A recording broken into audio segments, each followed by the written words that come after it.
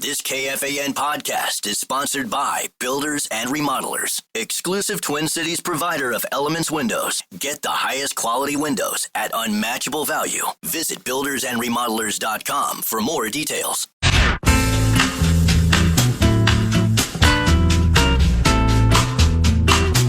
Hey, Rubes, this football season, Bell Bank is giving one KFAN listener each week $1,000 to pay it forward to a charity of their choice. Just over to KFAN.com, keyword contest to learn more and enter today. KFAN.com, keyword contest.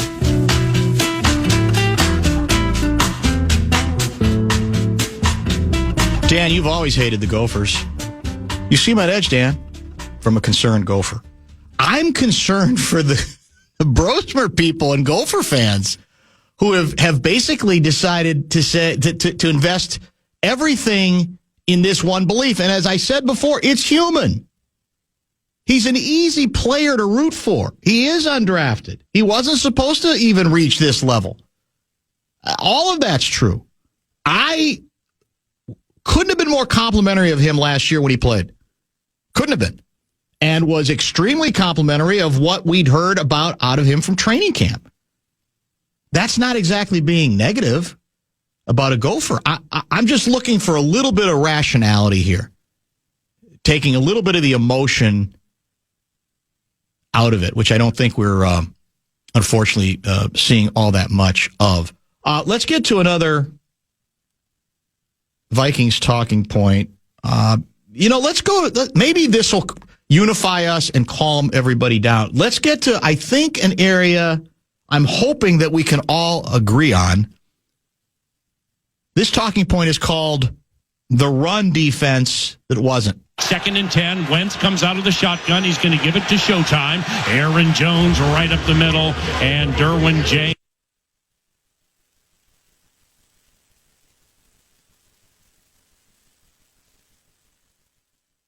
Play action for Justin again. He's back to pass, but he can run, and there he goes. Heads out to his left to the 25-20. Gets to the 15. Justin Herbert scampers out of bounds at the 13-yard line.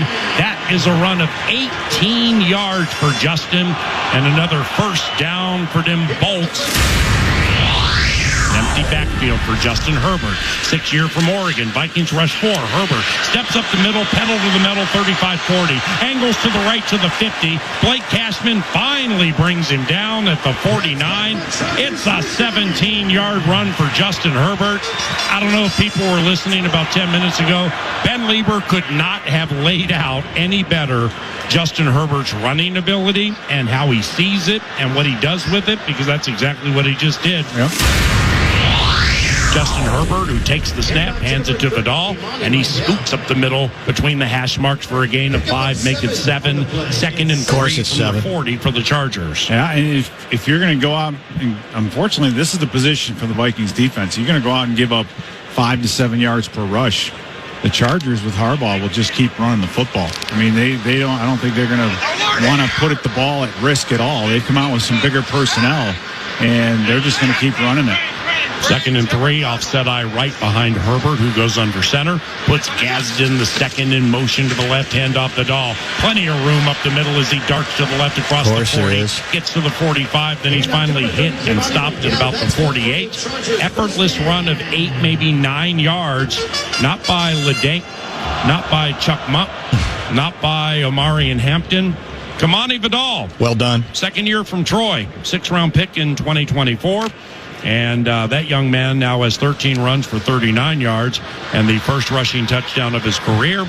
And it's a first down for the Chargers. They scrimmage from their own 48-yard line. Herbert under center. This is painful. Straight eye behind him. Vidal, the tailback. Bradley Bozeman snaps it to Herbert. Back to Vidal. More room up the middle. Ivan Pace whipped on a tackle as Vidal heads into Vikings territory across the 45. And he's taken down at the 48. A run of 8 yards by Kamani Vidal. And Paul, that's just a lead ISO, right? I mean, that's about as simple of a running play as you get. And that's you have a fullback and a tailback, I formation, take a crow hop, and then just let the blocks in front of you develop. And there's absolutely nobody playing on the Chargers side of the line of scrimmage. We're all just stuck at the line. That's, I'm sure, those plays were Carson Wentz's fault, too. I don't think there's any question about that. So here are the rushing yards totals that matter, that tell you that this team is not. And this team, by the way, spent major money to shore up the interior of its defensive line. I've never even heard those players' names anymore. Have you? 130 yards rushing or more to 4 opponents this year. And the Chargers, and they ended up rushing for 207 yards. And by the way, that's not the most we've given up this year. Atlanta got 218. 5.4 yards per play, or per rush, I guess you would say. And as Ben Goessling, our 430 guest, notes, Chargers were content to bully the Vikings with fullbacks and tight ends, gaining 5.4 yards per play with 2 tight ends and 2 running backs on the field, according to NFL Next Gen Stats. That's Harbaugh football. Now, we said going into this game, Harbaugh can't play Harbaugh football because he's down like 3 running backs. He hasn't been able to do it against anybody else. No way he's going to be able to do it against us, right? And he did. We got a problem that has nothing to do with the quarterback, nothing to do with the depleted offensive line. This defense has been exposed. And the word around the campfire is that the Jackals are starting to sharpen their knives, wondering whether the league has caught up with the B-Flow scheme. Now, I'm not ready to play that card yet because I think it may have as much to do with personnel as it does scheme. And again, we see great shifts in performance from week to week. But I'll bring up what I did the day of the Eagles game and the day after the Eagles game. How often do opposing team quarterbacks, when they are not second teamers, when they are not kids starting their first game, successfully dissect this defense? You can look it up. It's substantial. And yet another really good quarterback, inconsistent in the postseason, but a guy who's obviously highly skilled, who diced them up. Hurts diced them up. Go down through the list as we did, as I said a week or so ago. Who's the Rams quarterback? Stafford. Diced them up. Goff. Clinic. It's happening too often. And again, you know, it's harder to look good against good quarterbacks and good offenses. I get that. But it hasn't even been close. And in this case, it's total system because at varying times, I guess, at KOC, we played it live. He tried to hang his hat on, well, we did do a pretty good job off the bye week handling the Eagles' run better than we'd handled the run previously. Yeah, but is anybody really going to give you a banner for that if it comes at the expense of the huge explosive plays that the Eagles were able to come up with, right? The big plays that they were able to come up with. They are endless. I'll give you more defensively. 29 first downs for the Chargers. No punts. 39 minutes ball possession. 10 plays of 15 yards or more. 7 of them, by the way, in the first half when, obviously the game was pretty much won. 4 drives of 9 plays or more. That's pretty sustaining. And the biggest, of course, was the second quarter, the 94-yard drive, which ended rather badly for the Vikings. Herbert, 27-yard throw over Jeff Okudah. Okudah may represent the personnel side of this from a B-Flow and Viking personnel standpoint. What did we hear in training camp? Yeah, it's been a struggle for him, but B-Flow sees something in him, man. B-Flow identifies this talent, who fits into this defense, and we got another good look here. In B-Flow, we trust. Well, I think what we're seeing, analytically speaking, I think Okudah is literally the worst-ranked defensive back in football right now. And again, Pro Football Focus, we get it. Some people believe in it. Some people think it's a little simplistic depending on the system you play. But none of the signs are very good on Okuda. And then that is where, is it the scheme with Beeflo or is it some personnel decisions, including the interior of the defensive line, have been made that are not panning out at all, whatever Beeflo is trying to implement. And by the way, who do you play next? Detroit Lions. Another sharp quarterback who's, sort of built his way matured into the perfect system for him in Detroit and has been just killed this defense. So we'll see. That doesn't exactly give you a warm and fuzzy feeling, even though you have all this extra time now for a number of people to get healthy. Health isn't the issue on defense right now. I know we got one defensive guy still out. He's a good, Ginkel's good. Van Ginkel's good, Gink. But come on, man, there's a million teams that are on a weekly basis missing 3, 4, 5 people from their defense. Everybody else is allegedly back, and we just ain't playing. So that's why I say total system failure, and I say regardless of what you think should have been done or can be done at the quarterback position, because this is going to be McCarthy's team now, there's no question about that, you're going to have to get a whole lot better defensively for me to take this whole operation seriously again.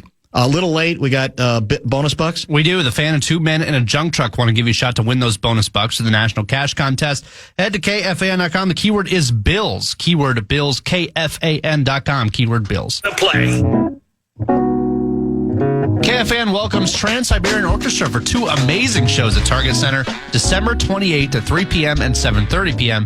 Tickets on sale now. Get complete show details, including a link to buy tickets, KFAN.com. Keyword calendar.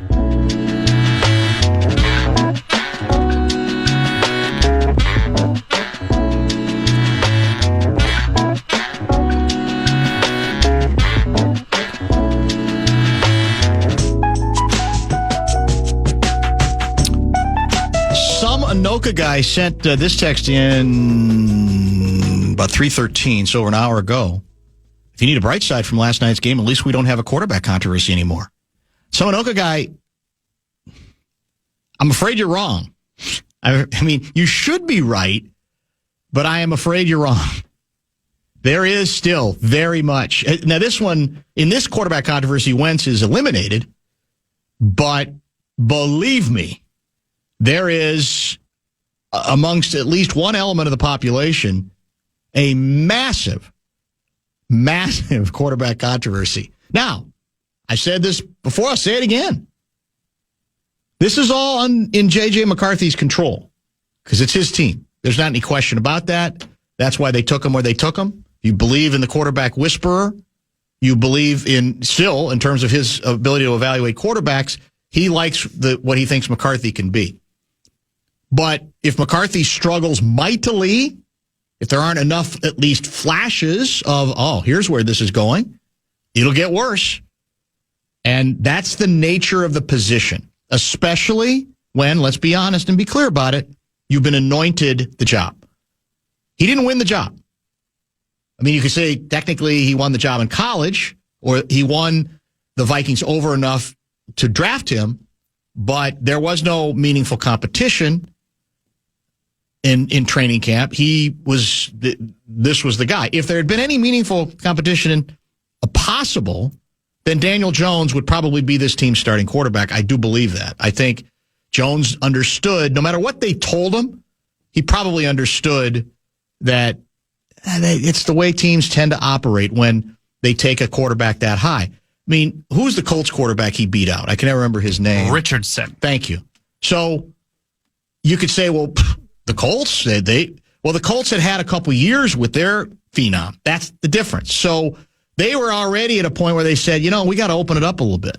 So what the Vikings did is really the pattern most teams follow, where you anoint a guy and you say, now is his time, etc. I've said this before. We've talked about it. We will again, I'm sure, when Ben Goessling joins in just a couple minutes. Part of the pressure that the Vikings are feeling, whether it's fair or not, or the KOC and the organization are feeling, is that pretty much every other quarterback we had something to do with last year is excelling. Either in free agency in the case of A-Raj, or on quarterbacks they had on the roster in the case of Darnold, who we all understand was going to be tough to bring back unless you franchised him, which they could have done at a greater expense, which means other things can't be done. I get that. Or a more reasonable price for Daniel Jones. And what have I said from the beginning? If your quarterback is playing well too, that'll go away fast. But if yours is injured and not available, as has largely been the case, that's my biggest gripe on McCarthy. The Vikings have had to do other things, consider other things, because he just hasn't been available to them. Then it's gonna play out this way. It's gonna be this way. It's gonna be agonizing and painful the rest of the season as well. Let me see if I have one other text here.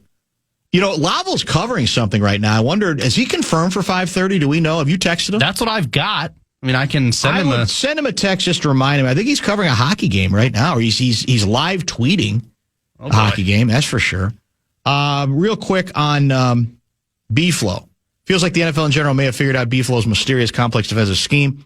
Isn't this the way it usually goes? Someone does something new or different. It's effective for a year, maybe two, but eventually with all the other sexy coordinators, all the other savvy coordinators, could be sexy too, either your scheme has to evolve or you fall behind. Love B-Flow on many of our pieces, but other teams seem to be easily solving our defensive puzzle. That's from Red Rover out of Red Wing. Well, to that extent, you'd say you'd like to get more solid and more fundamental and basic, although that's what B-Flow said he was intending to do with our ability, with trying to stop the run. That, I think, went into the Eagles game, which they did do, but at a huge expense, obviously. So then you start to wonder about the pieces as well as the plan itself. Ben Goessling, Media Jackal, back from Los Angeles, California. We'll check in with him, get his reaction, now that he's had a little time to process it and think about it, to the current plight of the Minnesota Vikings and how they go forward from here. Questions for Ben, 64686 is the Bradshaw and Bryant KFAN text line. Bonus Bucks is back on KFAN. We have 9 chances for you to win $1,000 every weekday. That's every hour from 9 a.m. till 5 p.m. Enter keywords to learn more at KFAN.com. Bonus Bucks is presented by 2 men in a junk truck.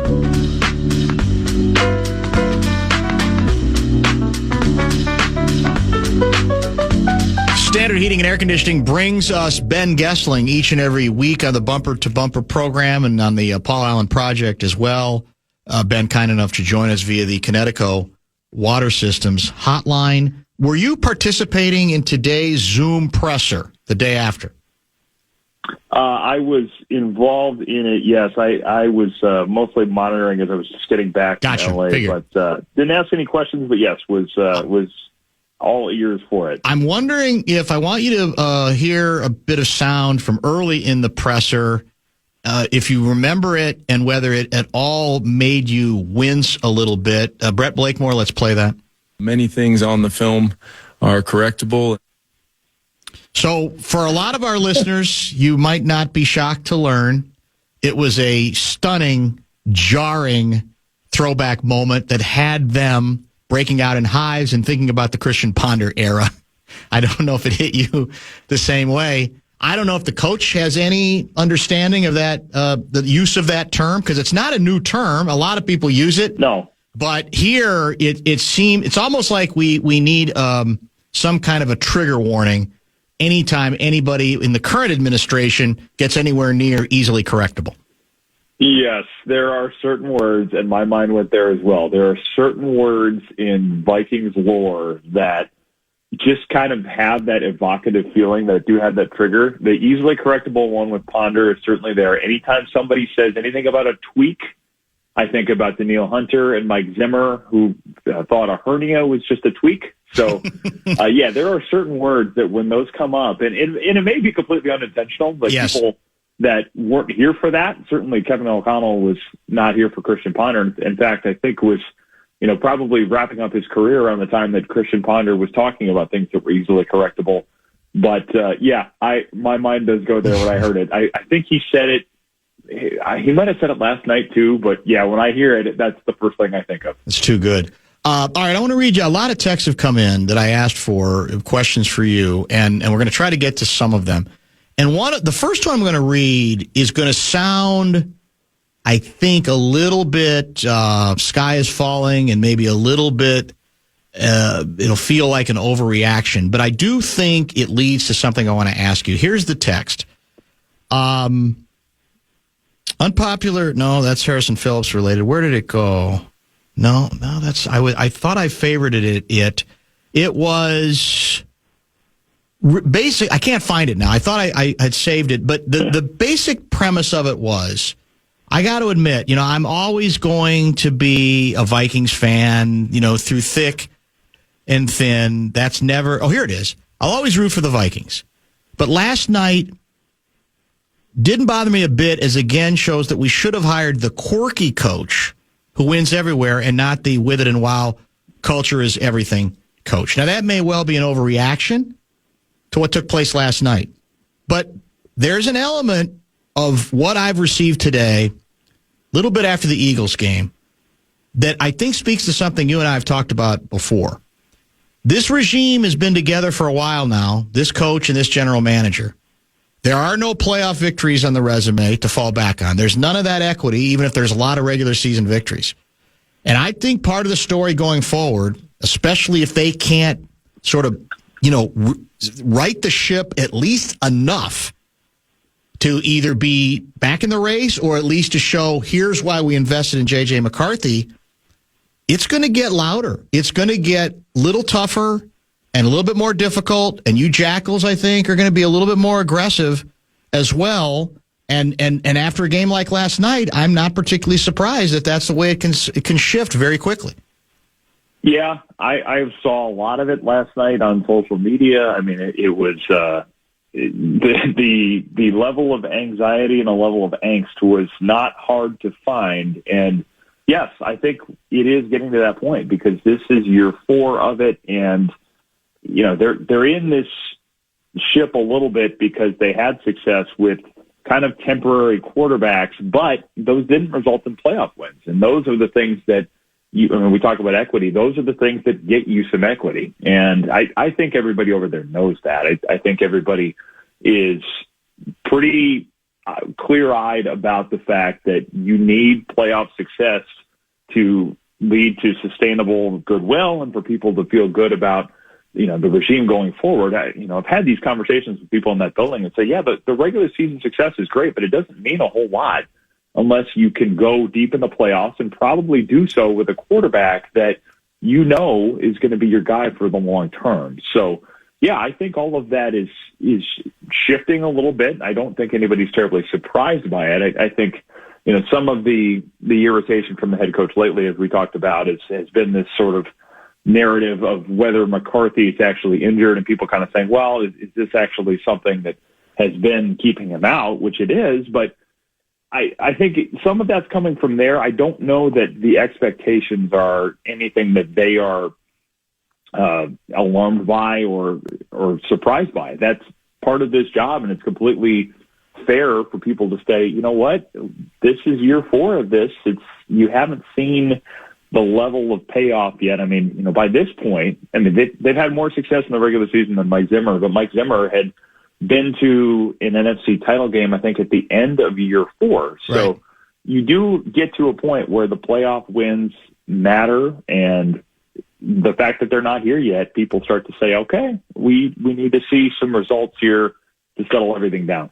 What from last night should be at the top of the concern list for your average Vikings fan? What was it for you? Well, both lines of scrimmage to me are the things that pop out. I'm actually writing about that for Sunday in the sense that, we heard all offseason and they put a lot of money behind it of fixing both of these lines. I mean, the interior offensive line was the big priority, and they also wanted to add pass rush on the defensive line, and they make the moves that they did for Will Fries and Ryan Kelly and drafting Donovan Jackson. Donovan Jackson, I think, has been pretty solid to this point, but you have a lot of questions with injuries in that group. And then on the defensive side of it, we have not seen much from Javon Hargrave. In fact, I think last night he was on the field for like 40-some% of the snaps.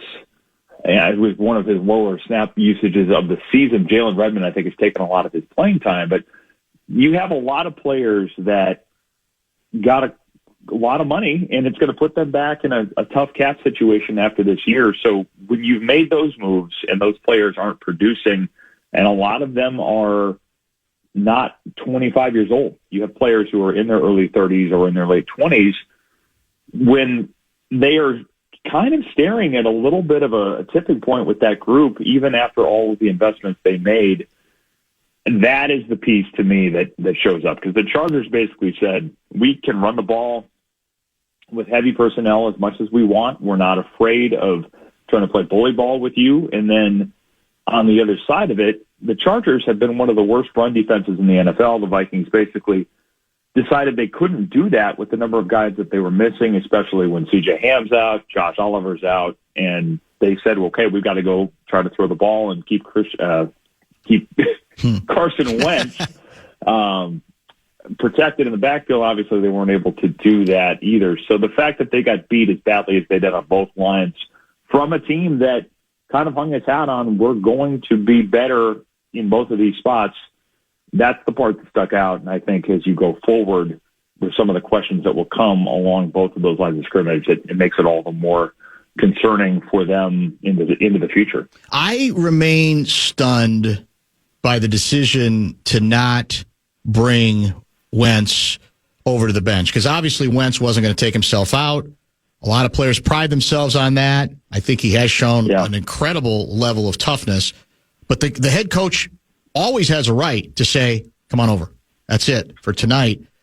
I'm still stunned by it, not because I think Brosmer was going to bring them back in the game, but to me it reached a point where you go, put the kid in, hand the ball off, throw a few swing passes, let's go home. We're done. We're not going to win this game. And I don't, for the life of me, understand that a coach who's, kind of made his whole persona, I'm the humanitarian coach, right? I know how to treat players the right way. I'm not old school in that regard. I guess I'm still kind of gobsmacked that he didn't pull him. And I found his explanation last night a little bit not very solid either. What did you make of that? What do you think that's about? Well, I think, what he alluded to was with Brosmer, if you put him in there, you're setting him up to have a pretty tough go of it when the pressure had been as steady as it was and you're trying to make decisions. That scenario does not assume kind of what you're talking about, where you just say, hey, let's run it out and keep it simple and go home and kind of wave the white flag. I don't think he was looking at it, or at least because I think I was the one that asked the question about, did you think about making the move independent of Carson Wentz's injury on a performance basis? Did you think about putting Max Brosmer in, just feeling like maybe he would have a better chance to move the offense? And, he was thinking about it at that point from the standpoint of, okay, if I did it earlier in the game, you're not probably just waving the white flag at that point. But, yeah, I think a lot of it goes to the idea of, am I going to mess up a young quarterback? I think there's a lot of that thought process that goes into his decisions, certainly with J.J. McCarthy and then with Max Brosmer. That may be to a point where you overcorrect. I think that's certainly a fair argument that you could have. I think a lot of his thought process is, I don't want to put a young quarterback in a situation where it's basically, all right, kid, you're in the deep end, try to, fend for yourself or find a life preserver somewhere. I think that went into a lot of it, and Wentz kept saying, I could go back in.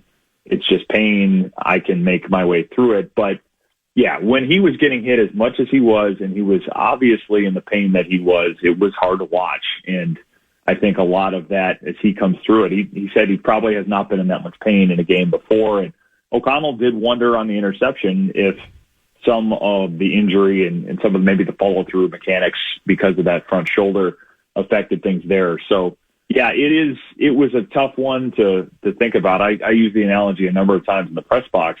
It felt like a starting pitcher that had gotten hit around, and you say, hey, you just got to go out there and give us a few more innings so we can save the bullpen. The difference, of course, is that when you were doing that as a quarterback in that setting, you are getting hit around with a different connotation.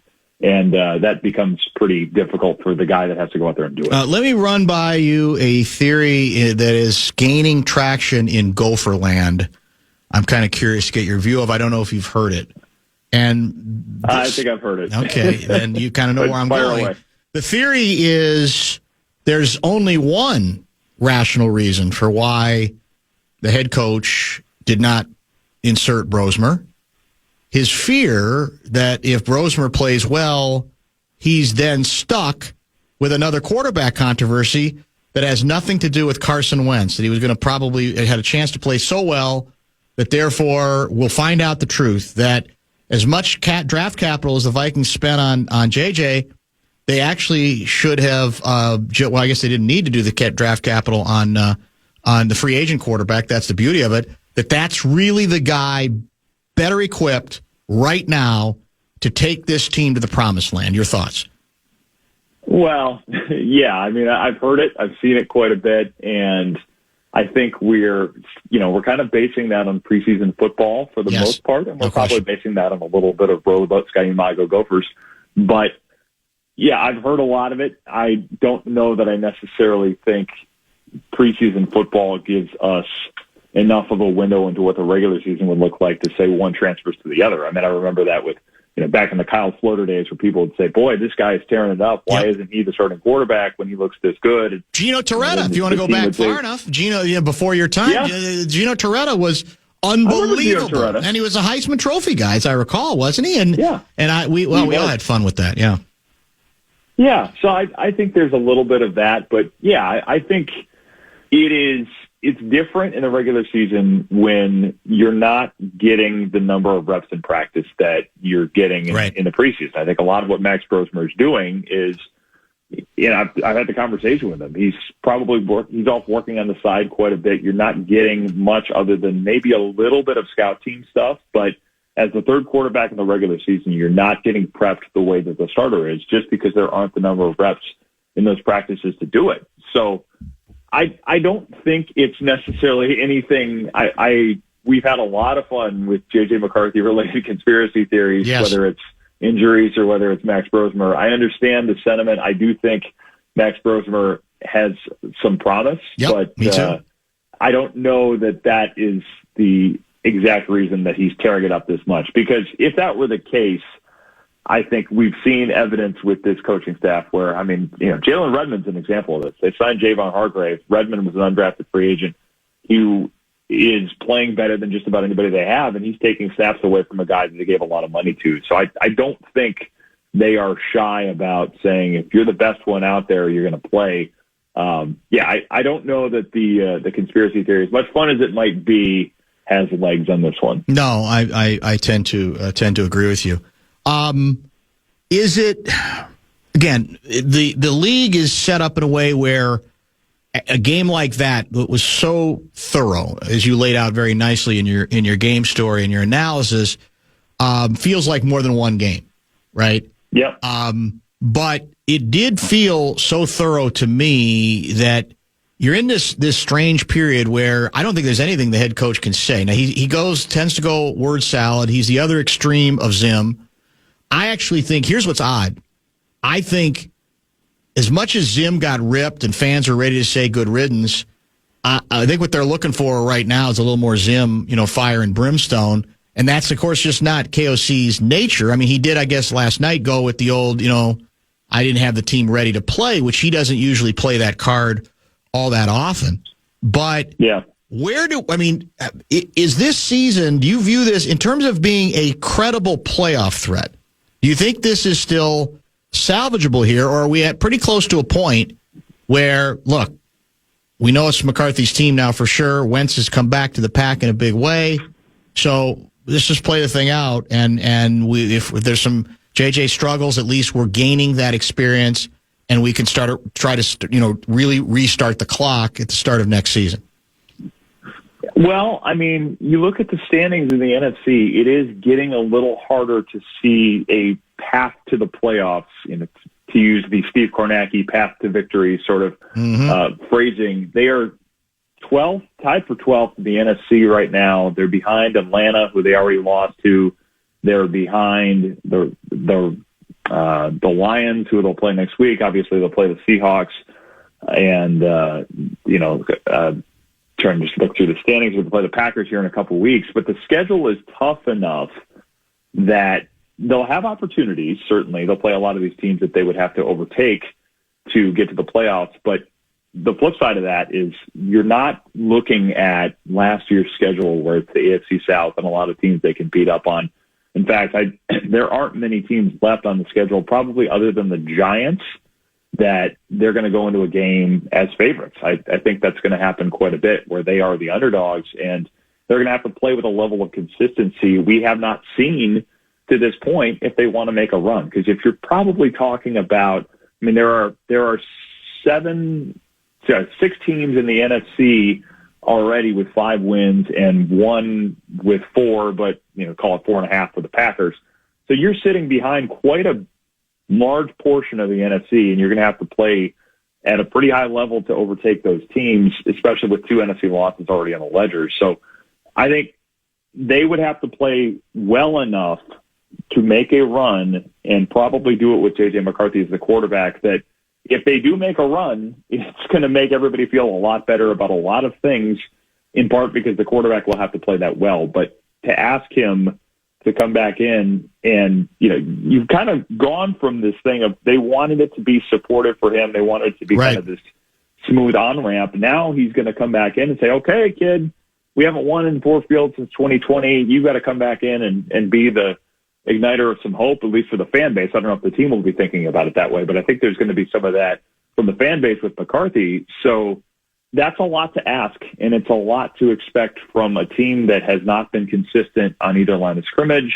We've seen issues on special teams with the penalties. We've seen coverage busts. I mean, there's a lot of things that have to get fixed for a large stretch of the season against a very, very tough schedule, that I think if they're going to make a run, it's going to take a level of play we haven't seen to this point. And I don't have a lot right now to go off of to say, yeah, they're going to do that. I mean, it's possible. Teams, the NFL is weird. Teams get hot and figure things out and prove people wrong all the time. But just looking at what we've seen to this point, it's hard to see an obvious path for that to happen. Somebody who's listening to us is frustrated, I guess, with both of us, suggesting that how given the injuries along the line of scrimmage, how can you possibly expect anything better than the way it's gone for the Vikings? And obviously, I think I get it to at least a degree on the offensive line side, but that doesn't explain the defensive front, does it?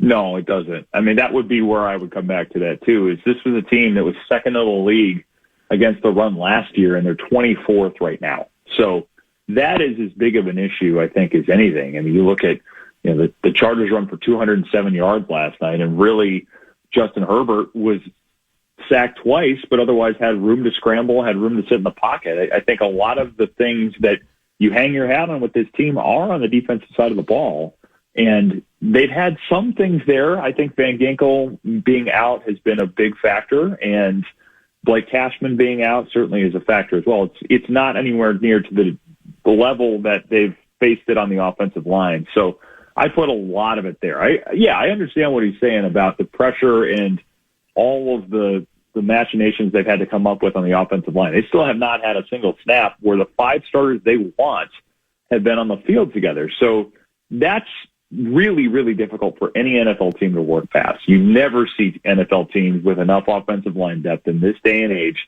to survive that. And I think that's a valid point. But the fact they've been as porous as they have against the run, and we've seen some coverage busts in the last couple of weeks, I don't know that is one you just pass off on injuries. I think that's a deeper issue that comes down to a lot of wider things than just health.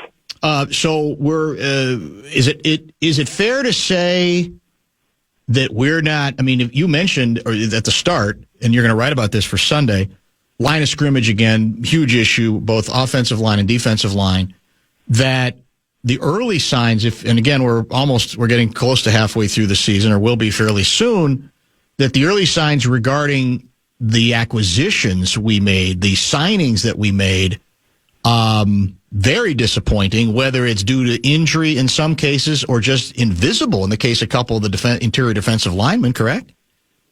Yeah, I think that's right. I mean, you've had it certainly with some of the injuries. Ryan Kelly, obviously, is the most significant one, at least of the new acquisitions on the offensive line. Will Fries has been the one guy that's been on the field and stayed healthy among those offensive linemen. But yes, the defensive line, I mean, Javon Hargrave has a cap number this year of 19. No, that's dead money. Cap number of almost $8 million this year, and then next year it goes to 21, and that'll be a larger discussion for later. I think you're probably talking about them having to do something with that contract. But the way he's played, or the way he's kind of played himself out of that rotation a little bit, especially against the run, yeah, that's been disappointing. And then Jonathan Allen's probably been a little bit better, but not to the degree that I think they would have hoped for when they gave him $51 million over 3 years. I think both of those signings have not been what they were hoping. They wanted interior pass rush from those guys, and they've got a couple sacks apiece, but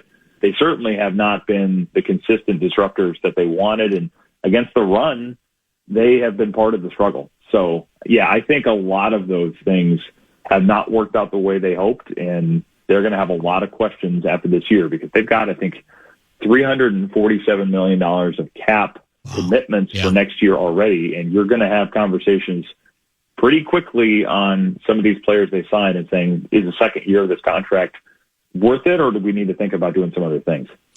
Good work. Hopefully you can get some sleep. We'll look forward to what you're writing for Sunday, and we'll chat next week. Thanks, man. All right. Sounds good. Thanks, Dan. Ben Goessling, Star Tribune, and, of course, StarTribune.com, brought to you by Standard Heating and Air Conditioning. Lavelle is tentatively scheduled for 5:30. Do we have confirmation? He says he's in. Awesome. Between games, he says. Maybe a mini top 5 at 5. I went a little on with Ben. What do you got? Lots of W's, Wild, Wolves, World Series.